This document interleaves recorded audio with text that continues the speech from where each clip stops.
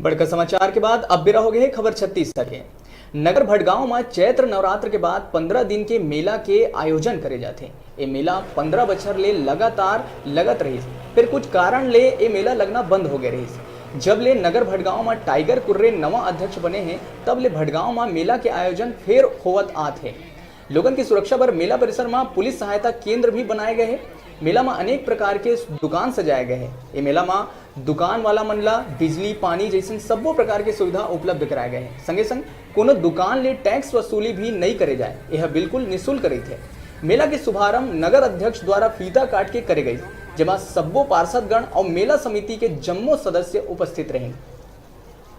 मेला तो यहाँ वर्षों पुराना रिवाज है जो चलते आ रहा था और पिछले लगभग 15 साल से मेला बंद पड़ा था।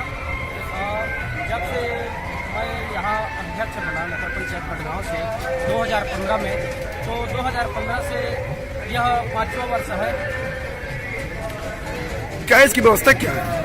इसकी व्यवस्था पूर्ण रूप से होती है जल, बिजली और भूमि जो छोटी दादा के जमीन में है, इसमें फ्री सेवा हर तरह से दिया जाता है मेला वालों को। क्या किसी प्रकार से कोई टैक्स लिया जाता है?